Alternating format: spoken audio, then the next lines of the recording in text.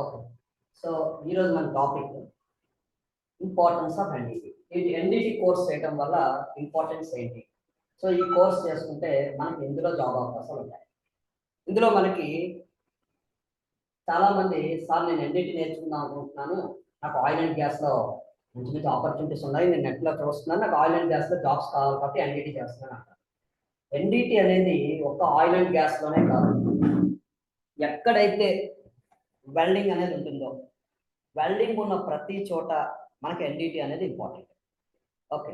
Mostly ఇది ఎక్కువగా మనకి ఇండస్ట్రీస్లో ఎక్కువ వాడతాం. ఇండస్ట్రీస్ అంటే ఏమేమి వస్తాయి? స్క్రీన్ మీద మనకు చూపిస్తున్నట్టుగా పెట్రోకెమికల్, కన్స్ట్రక్షన్ ఫీల్డ్లోని, ఆయిల్ అండ్ గ్యాస్లోని, న్యూక్లియర్ ప్లాంట్స్లోని, పవర్ జనరేషన్. పవర్ జనరేషన్ అంటే ఏంటి?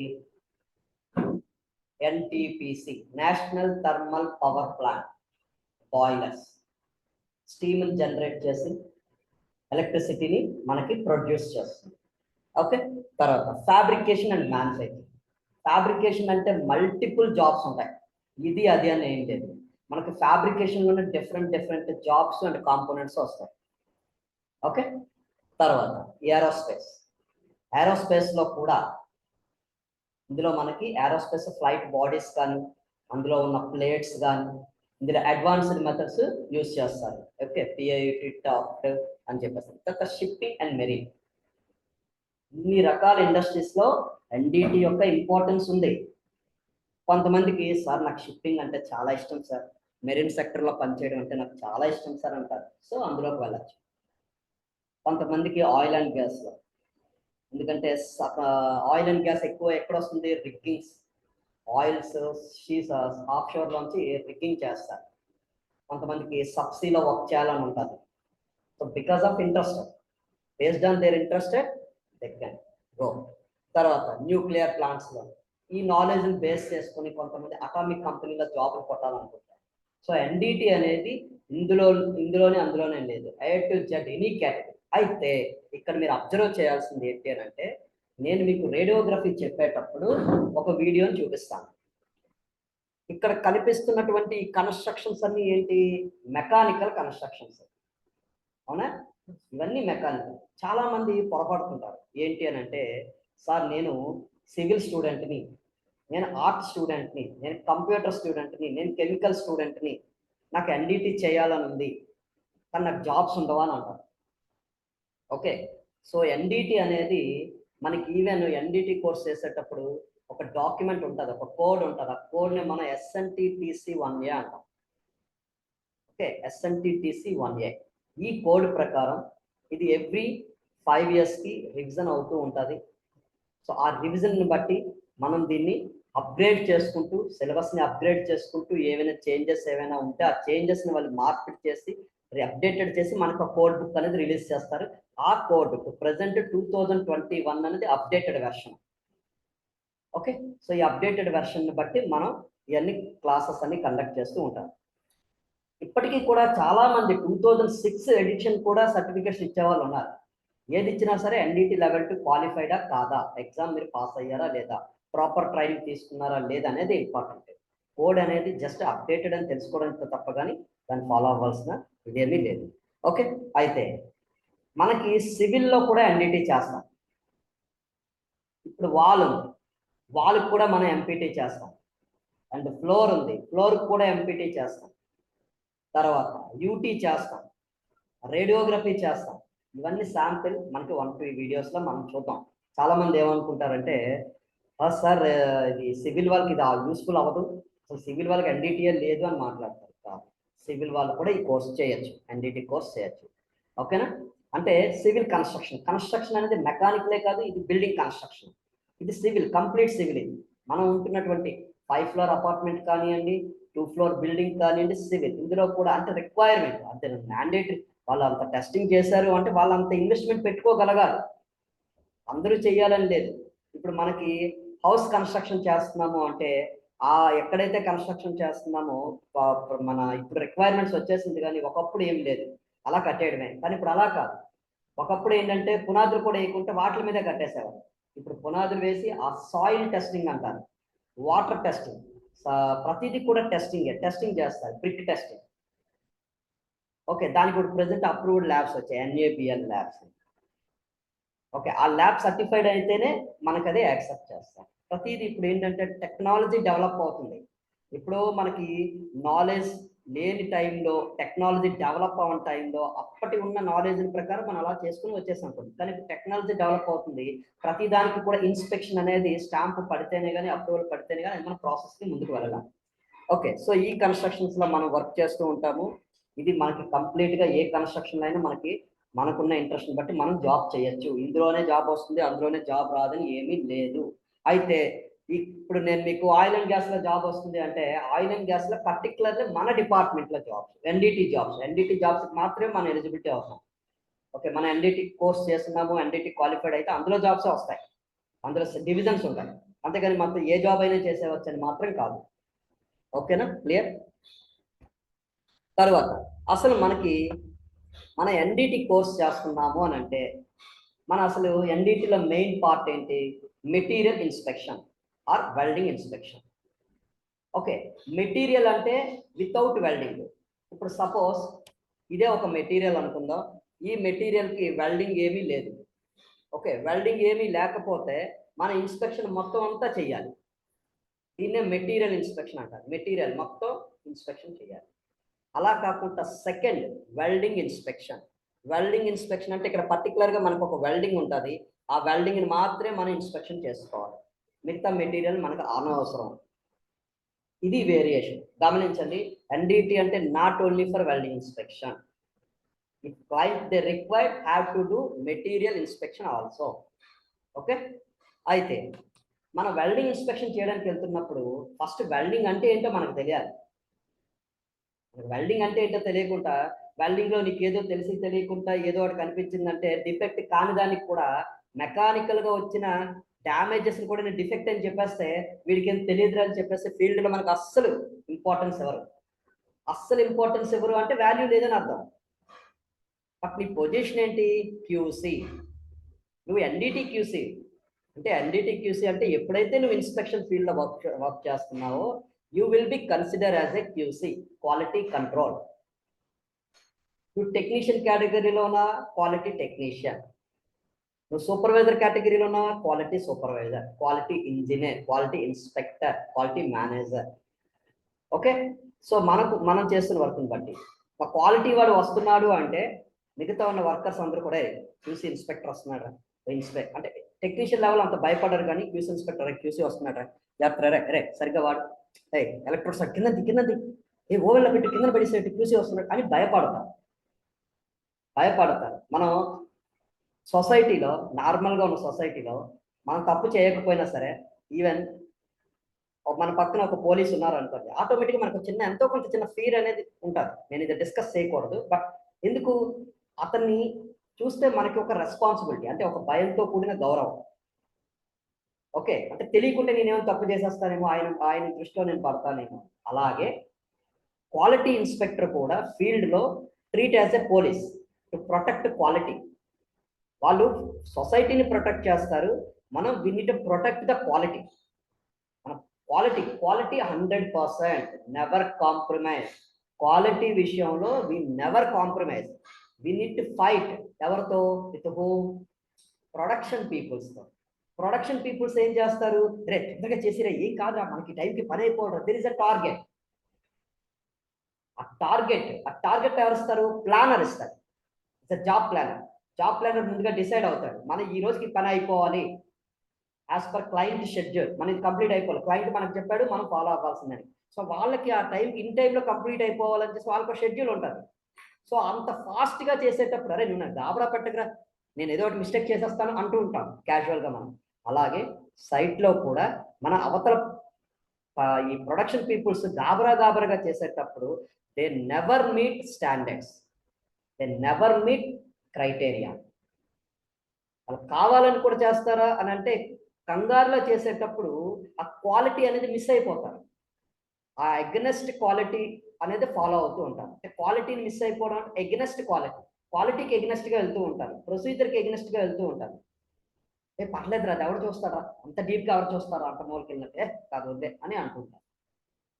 సో అలాంటప్పుడే మనం పట్టుకోవాలి. ఇప్పుడు ఎగ్జాంపుల్, మనం ఏదైనా ఇన్స్పెక్షన్ చేసేటప్పుడు ఎప్పుడు కూడా మనం క్యూసీ అనే సంగతిని ఫస్ట్ మైండ్లో పెట్టుకునే ముందు వెల్డింగ్ ఇన్స్పెక్షన్ చేస్తున్నప్పుడు మనం వెల్డర్ అయితే వాడి పొజిషన్లో ఉండి మనం ఆలోచించాలి. ఇప్పుడు సపోజ్ ఇది ఒక పైప్ ఉంది, ఇది చాలా క్రిటికల్ ఏరియా. ఈ క్రిటికల్ ఏరియాలో నేను ఇంతవరకు మాత్రమే వెళ్ళగలను, ఇటువైపు మాత్రమే ఇన్స్పెక్షన్ చేయగలను, యువతల వైపు ఇన్స్పెక్షన్ చేయలేను అనుకుందాం. మరి నేను యువతల పక్క వెళ్ళి జస్ట్ చూసి రావటానికి నాకు ఇంత కంజెస్టెడ్గా ఉంటే మరి వెల్డింగ్ ఎలా చేశాడు? It thought like that. వాడి మైండ్తో మనం ఆలోచించాలి. మనం వెళ్ళి ఇన్స్పెక్షన్ చేయలేము, జస్ట్ 2-3 మినిట్స్కే at least up side half round welding కొట్టాలంటే అట్లీస్ట్ వాడు ఒక హాఫ్ అన్ అవర్ పైన వాడు స్టే చేసి ఉంటాడు. మరి వాడు ఎలా చేశాడు? అలాంటి కంజెస్టెడ్ జాయింట్స్లోనే వెల్డింగ్ డిఫెక్ట్స్ రావడానికి ఎక్కువ ఛాన్సెస్ అనే ఉంటాయి. డిఫెక్ట్స్ ఎక్కువ రావడానికి ఛాన్సెస్ ఎక్కువ ఉంటాయి. అలాగే ఇది పైప్ అనుకుందాం. పైప్ని మనం పైనుంచి మనం వెల్డింగ్ చేసుకుని వచ్చేస్తూ ఉంటాం. వెల్డరు పడుకుని ఇలా వెల్డింగ్ చేస్తూ ఉంటారు, ఓవర్ హెడ్ వెల్డింగ్. ఈ ఓవర్ హెడ్ వెల్డింగ్ మనం ఏమంటాం? 4G direction, 4G over head welding. Okay, మనకు తెలుస్తూ ఉంటుంది కదా, 1G 2G 3G 4G 5G 6G, 1F 2F 3F 4F 5F. అంటే ఏంటి 1F అంటే ఏంటి, 1G అంటే ఏంటి? మనం ఇప్పుడు మన ఈ ఏరియాలో వాంటెడ్ వెల్డర్స్ అని చెప్పేసి జాబ్ ఇస్తూ నాకు 4G వెల్డర్స్ కావాలి, 6G వెల్డర్స్ కావాలి అని రిక్వైర్మెంట్స్ ఇస్తూ ఉంటారు. ఏంటి 6G అంటే ఏంటి? 2F అంటే G for groove welding, F for fillet welding. ఓకేమా? F for fillet welding, G for groove welding.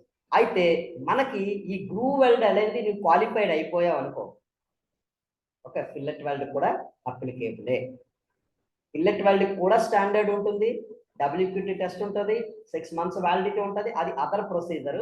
So నువ్వు వెల్డింగ్ ఇన్స్పెక్టర్ కోర్స్ గురించి మనం డిస్కస్ చేసుకునేటప్పుడు దాని గురించి బ్రీఫ్గా చూద్దాం. అయితే ఫస్ట్ మనం వెల్డింగ్ అంటే ఏంటి, వెల్డింగ్ నుంచి కొన్ని టెక్నాలజీ, మనం కొంచెం టెర్మినాలజీ నేర్చుకుందాం. ఓకేమా? ఇక్కడ ఫ్లాట్ ఉంది. ఫ్లాట్ అంటే ఏంటి? ఒక పైపు, 2 పైపులు ఇలా ఫ్లాట్గా పెట్టాం. ఇలా ఫ్లాట్గా పెట్టి వెల్డింగ్ చేసేదాన్ని 1G డైరెక్షన్ అంటాం. ఓకే, తర్వాత వెర్టికల్, ఈ ప్లేట్ ఇలా పెట్టుకుని ఇలా చేసుకున్నారు, ఇది 2G డైరెక్షన్. అలాగే వెర్టికల్ పొజిషన్ 3G, ఇది ఓవర్ హెడ్ అన్నాం కదా, మనం ఇలా పడుకుని వెల్డ్ చేస్తాం 4G. ఇలా ఎప్పుడైతే పడుకుంటామో ఇది మనకి ఫస్ట్ పాయింట్ అవుతుంది, రూట్, ఇట్స్ గ్యాప్. అంతే కదా, గ్యాప్ ఎలా ఉంటుంది, దాన్ని ఇలా వెల్డింగ్ చేసుకుని 4G డైరెక్షన్స్లో మనం ఇన్స్పెక్షన్ చేసుకుంటాం. ఏమా, ఎక్కడ ఏ డౌట్ వచ్చినా సరే అడగండి, డౌట్ ఏదొచ్చినా సరే, ఎటువంటి డౌట్ అయినా సరే అడగండి. ఓకే, ఫస్ట్ వెల్డింగ్ గురించి మనం చూద్దాం. ఇది గ్రూవ్ వెల్డింగ్ మనం మాట్లాడేది. తర్వాత NDT definition, what is NDT, why it is necessary. తర్వాత NDT డెఫినిషన్ అంటే ఏంటంటే, అందరూ కూడా NDT అంటే ఏంటంటే అందరూ కూడా ఏమంటారు అంటే, sir non destructive testing sir అని వదిలేస్తారు, అంటే అయిపోయింది NDT అంటే. NDT means non destructive testing అంటే after inspection without destroying the material. అంటే డిస్ట్రక్ట్ అవ్వట్లేదు, నాన్ డిస్ట్రక్టివ్. ఏ మెటీరియల్ అయితే మనం ఇన్స్పెక్షన్ చేస్తామో ఆ మెటీరియల్ డిస్ట్రాయ్ కాకుండా, డిస్ట్రాయ్ అంటే ఏంటి, పాడైపోకుండా ఉండేటువంటి మెటీరియల్ ఏది, ఆఫ్టర్ ఇన్స్పెక్షన్. మనం ఇన్స్పెక్షన్ చేసాం, మెటీరియల్ ఏం డ్యామేజ్ అవ్వలేదు, అయినా కానీ ఈ మెటీరియల్లో ఉండేటువంటి డిఫెక్ట్స్ని చెప్పగలిగేటువంటి మెథడ్ని NDT మెథడ్ అంటారు. అలాగే ఈ NDT మెథడ్లో చాలా మెథడ్స్ ఉన్నాయి. మెయిన్ మెథడ్స్ మనం నేర్చుకోబోతున్నటువంటి radiography, UT, LPT, MPT, also specialization methods, visual inspection, radiography, film interpretation. ఓకేమా? తర్వాత what it is NDT, why it is necessary. We need to maintain the quality, because మన క్వాలిటీని maintain చేయాలి అంటే NDT is main important. DT destructive testing అంటే ఏంటి, material మనం inspection చేసిన తరువాత మెటీరియల్ డిస్ట్రాయ్ అయిపోతుంది, టెన్సైల్ కానీ, బెండ్ కానీ, చార్పీ కానీ, ఏవైనా కానీ మెటీరియల్ ఇస్ లోడ్ టెస్ట్ చేస్తున్నాం, లోడ్ క్యాపబిలిటీ ఎంతో తెలుసుకుంటున్నాం, మెటీరియల్ బెండ్ అయిపోయిందిగా, ఇంకా there is no any use, అది డెస్ట్రాయింగ్ మెటీరియల్. సో DT మీకు ఇంటర్వ్యూలో అడుగుతాడు, నేను ఇంటర్వ్యూలో అడుగుతాడు అన్న పాయింట్ మీరు మైండ్లో పెట్టుకోండి. డెస్ట్రాయ్ అయిపోతుంది. So DT. తర్వాత NDT demo of all modules. మనం ఇప్పుడు ఎన్డిటి డెమో గురించి డిస్కస్ చేస్తే ఇంట్లో 4 మెథడ్స్ ఉంటాయి. ఆర్టీ, యూటీ, ఎల్పిటి, ఎంపిటి అని 4 మెథడ్స్ ఉంటాయి. విత్ ఇంటర్నేషనల్ స్టాండర్డ్స్ తో చూద్దాం. తర్వాత వాట్ ఈస్ ఎన్డిటి క్యూఏక్యూసీ. అందరూ కూడా సార్ నేను ఎన్డిటి క్యూఏక్యూసీ కోర్స్ చేయడానికి వస్తున్నాను సార్, మీ దగ్గర ఉంటుందా సార్ కోర్స్ అని అంటారు. మనం ఇచ్చేటువంటి సర్టిఫికెట్లో కాదు, గ్లోబల్లో ఇచ్చేటువంటి ఈ NDT certificate as per SNTC 1 year ప్రకారం మీరు ఎన్డిటి లెవెల్ 2 కోర్స్ చేసినట్టుగా ఇస్తారు తప్ప కానీ ఆ సర్టిఫికెట్లో మీరు ఎన్డిటి క్యూఏక్యూసీ ఇన్స్పెక్టర్ అని, ఎన్డిటి కోఆర్డినేటర్ అని ఎక్కడా మెన్షన్ చేయలేదు. సార్ అలాగైతే మరి ఎన్డిటి క్యూఏక్యూసీ కోర్సెస్ అని బోర్డు పెట్టారు, అదేంటి సార్ అని అంటే, మనం నేర్చుకునే కోర్సు ఈవెన్ క్లాస్ రూమ్లో ఇంటర్మీడియట్ కానీ, డిప్లొమా కానీ, బిఈ కానీ, బీటెక్ కానీ, ఎంటెక్ కానీ ఎవరైనా సరే క్లాస్ ఒకటే, అందరికీ ఒకే సర్టిఫికెట్ ఒకే క్లాస్ ఉంటుంది. అదేంటి సార్ నేను ఎంటెక్ చదువుకున్నాను, నాకు ఇంటర్మీడియట్తో పోలుస్తారేంటి అని మీరు అనొచ్చు. There is a variation. ఎప్పుడు? Because our background. రే నా బ్యాక్గ్రౌండ్ నీకు తెలియదు అంట. బికాస్ బ్యాక్గ్రౌండ్ ఏంటి? ఆ బ్యాక్గ్రౌండ్ ఎడ్యుకేషనల్ క్వాలిఫికేషన్. ఈ సర్టిఫికెట్ ఎన్డిటి కోర్స్ చేశారు బట్ ఎప్పుడైతే మీరు జాబ్కి అపీర్ అవుతారో ఆ జాబ్లో మీకు మెన్షన్ చేస్తాడు NDT inspector qualification. 10th intermediate ఇవ్వడుగా, ఒక ఐటీఐ ఇవ్వడుగా, ఇస్తే డిప్లొమా ఆర్ బిఈ బీటెక్ అని అంటారు. కన్సిడర్ బికాజ్ ఈ క్వాలిఫికేషన్ బ్యాక్గ్రౌండ్లో ఇంజనీరింగ్ ఉంది. Diploma means not in engineer but's a non engineer, even engineering consider as a engineer. So based on మీకు background education బట్టి నీ తాలూకా ఫ్రంట్ సర్టిఫికెట్ వాల్యూ పెరుగుతుంది. ఇప్పుడు మనకి స్క్రీన్ మీద చూడండి, మనకు ఆ రెడ్ ఎందుకు హైలైట్ అయింది? టాపిక్ టుడే టాపిక్స్ అన్న వర్డ్. బికాస్ రెడ్ ఏమి హైలైటెడ్ కలర్ ఏం కాదు, because of background highlight. White మీద రెడ్ అనేది హైలైట్ అయింది.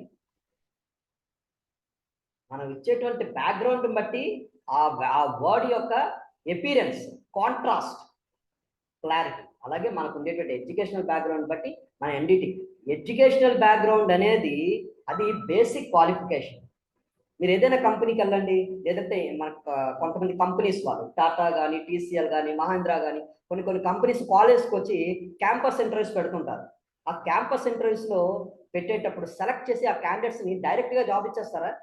లేదు, ప్రొబేషనరీ పీరియడ్ అని పెడతారు. ఒక 45 days, 3 months, 6 months probationary period పెడతారు. ఎందుకనంటే ఈ ప్రొబేషనరీ పీరియడ్లో నీకున్నటువంటి basic BTech or diploma qualification మీద పిక్ చేస్తారు, క్వాలిఫైడ్ అని, టాలెంటెడ్ అని పిక్ చేసి ఆ కంపెనీ యొక్క ప్రొసీజర్ ఏదైతే ఉంటుందో, జాబ్ ప్రొడక్షన్ ఏదైతే ఉంటుందో, ఈ 6 months నీకు ట్రైనింగ్ ఇస్తారు. ఈ 6 months ట్రైనింగ్ ఆ 3 months ట్రైనింగ్ అయిపోయిన తర్వాత నీ క్యాపబిలిటీ చూస్తాడు. పర్వాలేదు వీడు మనకు పనికొస్తాడు అనుకుంటే మిమ్మల్ని తీసుకుంటాడు. In case if you are not showing interest that much of level, so what he will do? He will terminate. Sorry నీవు నాకు అవసరం లేదు, మరి ఏమనుకోవద్దు, నెక్స్ట్ టైం ఆపర్చునిటీ ఉంటే చెప్తానని సింపుల్గా జాయిగా నేను పంపించేస్తాను.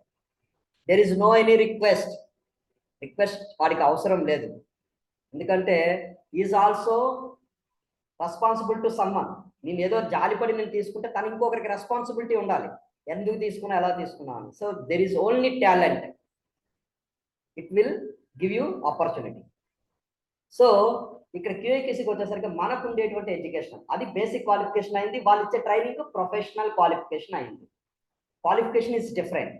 నేను బీటెక్ చదువుకున్నాను నాకు జాబ్ ఇచ్చానంటే ఇలాంటి BTech candidates every year 7 lakh peoples every year వస్తున్నారు. అందరికీ జాబ్లు వచ్చేస్తాయా? Different sectors. ఫార్మాలో కొంతమంది, కంప్యూటర్స్లో కొంతమంది, కెమికల్లో కొంతమంది, మెకానికల్లో కొంతమంది. Because their profile a certain ఆర్గనైజేషన్కి సూట్ అవుతుందో. అలాగే మనకి ఎన్డిటిలో మనం మెకానికల్ క్యాండిడేట్స్, మెటలర్జికల్ క్యాండిడేట్స్ ఎవరు ఉంటారు, మన ఇంట్రెస్ట్ని బట్టి మనం వచ్చిన తర్వాత సార్ నేను చేసింది ఎన్డిటి కోర్సే, I'm eligible for quality inspector? Definitely you are eligible for QAQC inspector. Suppose if they ask any experience that you have to show. As a fresher no one cannot select. Minimum వాళ్ళు అక్కడ mention చేస్తారు, at least 6 months, 1 year, 2 years అనేది experience mention చేస్తారు. You need to fulfil the requirements first of all, but you will be eligible if they have suitable experience. If you have suitable experience, then you will be eligible. Until unless you can't. అది నువ్వు చూసుకోవాలి. Okay ma'am. So అయితే sir నేను ఇప్పుడు NDT course చేశాను, నేను NDT manager, NDT క్యూస్, because they requirement ప్రకారం నీ క్వాలిఫికేషన్ మ్యాచ్ అయింది, బట్ ఎక్స్పీరియన్స్ మ్యాచ్ అవ్వట్లేదు. How you qualified? వాడు 4 or 5 రిక్వైర్మెంట్స్ ఇస్తాడు, but you need to cover all the requirements as per client requirement. క్లయింట్కి ఇది కావాలంతే. నీకు బీటెక్ ఉంటే ఇలాంటి బీటెక్ నా దగ్గర బోల్డ్ మంది ఉన్నారా బాబు, నువ్వెందుకు నాకని అంటాడు. That's right, but you need to fulfil the requirement compulsory. And discuss about career, NDT technicians, NDT supervisor, NDT KTs. ఇది నేను చెప్పబోయేది. మనం నేర్చుకునేటువంటి కోర్స్కి మనకు ఉండేటువంటి బ్యాక్గ్రౌండ్ క్వాలిఫికేషన్ బట్టి, నీకు 10th క్లాస్ ఉంటే, ఇంటర్మీడియట్ ఉంటే, ఐటీఐ ఉంటే, they will consider you as a NDT technician. చాలా మంది అంటుంటారు 10th క్లాస్ ఇంటర్మీడియట్ వాళ్ళు ఎన్డిటి సార్, చాలా సిరీస్ వస్తూ ఉంటాయి కదా సార్, నేను ఎన్డిటి ఇన్స్పెక్టర్ సార్ అంటారు. But inspector means you should have some engineering background, at least diploma. Okay, when we come to engineering sector, definitely we should have a engineering background. కొంతమంది consider చేస్తారు BSc, bachelor of science వాళ్ళని. Few clients are considering. ఎందుకు?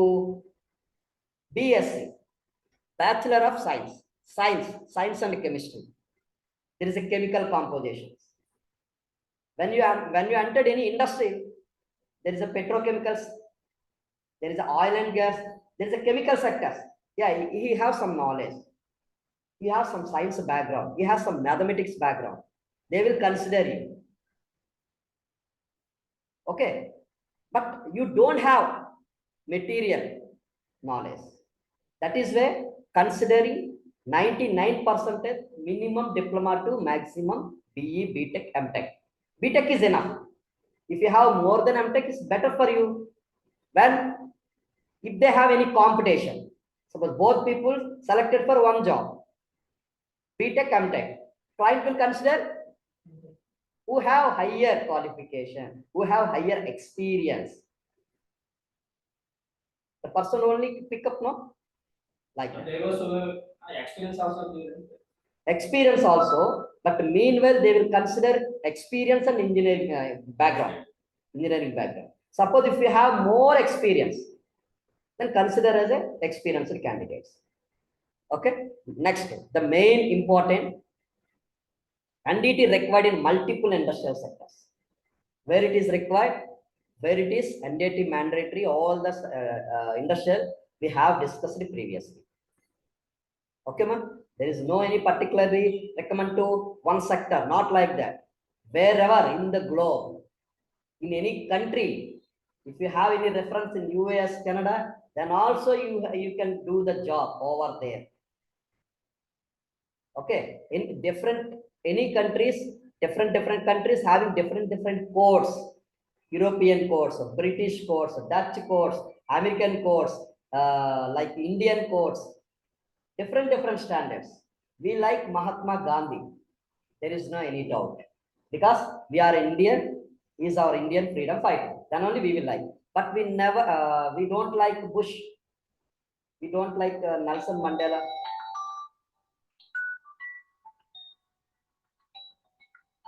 But we like 10 to 25%, but we don't like compared to Gandhi, no? Because why we like Gandhiji? Because he is our icon, he is our standard person, he is our freedom fighter. Like that, when you walk in European country, the European people will give more priority to European standard, who have European experience, who have familiar with European standards, codes, criteria, then they will pick you, right? When you walk in British countries, so they will prefer you British industrial experience, British certification. You need to fill the country requirements, that is client requirement. Okay, man. Like next, NDT codes and standards. There is a different codes and standards we will discuss step by step. Okay, first, welding. So welding means అక్కడ రెండు metals తీసుకొచ్చి మనం కొంత pressure heat ఉపయోగించి stress చేసి welding చేస్తాం. Welding చేసే ముందు ఇది ఒక ప్లేట్, ఇది ఒక ప్లేట్, ఇది ఒక పైపు, ఐదర్ ఇది ఒక పైపు. ఓకే, 2 మెటల్స్ని మనం తీసుకొని వచ్చి వెల్డింగ్ చేస్తున్నాం. వెల్డింగ్ అనేది రెడీ అయింది. అయితే ఈ వెల్డింగ్కి ముందు ఇక్కడ మనకి బెవల్ ఉంది. ఓకే, కొన్ని టెస్టింగ్స్ అనేవి బెవల్కి ఎల్పిటి చేస్తాం, దాన్ని బెవల్ డిపిటి అంటాం. బెవల్ ఓకే అయిపోయిన తర్వాత రూట్కి చేస్తాం. ఇది అన్నిటికీ అప్లికేబులే, యూటీకైనా ఆర్టీకైనా దేనికైనా సరే applicable based on the client requirement. Okay, suppose ఇక్కడ మనకి బెవల్కి ఓకే చేస్తున్నాం NDT. Bevel if it is okay, then we will give permission to proceed to further root welding. Root also మనం చేసుకున్నాం, ఎన్డిటి చేసాం. రూట్ ఇన్స్పెక్షన్ కూడా చేసాం. రూట్లో కూడా ఇన్స్పెక్షన్ ఓకే అయింది. ఓకే అయిన తర్వాత ఫైనల్ వెల్డ్ చేసుకున్నాం. ఇది ఎల్పిటి. ఓకే, సపోజ్ రేడియోగ్రఫీకి వచ్చింది. ఈ కంప్లీట్ వెల్డింగ్ అయిపోయింది. వెల్డింగ్ అయిపోయిన తర్వాత దీనికి రిపేర్ వచ్చింది. రేడియోగ్రఫీ చేసాం, రిపేర్ వచ్చింది. రిపేర్ వచ్చిన తర్వాత ఎక్కడో సమ్ రిపేర్ ఉందని రెక్టిఫై చేసాం, మళ్ళీ వెల్డింగ్ చేసాం, మళ్ళీ రిపేర్ వచ్చింది, మళ్ళీ రిపేర్ వచ్చింది. ఇలాంటి సిచ్యువేషన్ నాకు బెహ్రాన్లో కంపెనీలో తగిలింది, పెట్రోకెమికల్ కంపెనీలో. ఓకే, సో అప్పుడు క్లయింట్ ఏం చేశారంటే, ఈజ్ అ పాకిస్తానీ క్లయింట్, ఏం సజెస్ట్ చేశారంటే, సత్య మొత్తం వెల్డింగ్ కట్ చేశారు. మొత్తం వెల్డింగ్ కట్ చేసి మళ్ళీ డబల్ ప్రిపరేషన్ చేసి రూట్కి వెల్డింగ్ అయిపోయిన తర్వాత ఒక 2-3 mm చేసిన తర్వాత రేడియోగ్రఫీ చేయండి. Root radiography. రూట్ ఓకే అయిపోయిందా, దెన్ ఇంటర్పాస్ టెంపరేచర్ అప్లై చేసి ఇంటర్మీడియట్ వెల్డ్ మధ్య వరకు చేసి మళ్ళీ రేడియోగ్రఫీ చేయండి. ఓకే, సో ఓకే అయిపోయిందా, next further welding, complete final welding. So this very very important point. Okay, so they do like that. ఓకేనమ్మా, right మా? అయితే మనకి ఒకటే గుర్తుపెట్టుకోండి, మనం ఇన్స్పెక్షన్ చేస్తున్నాము అని అంటే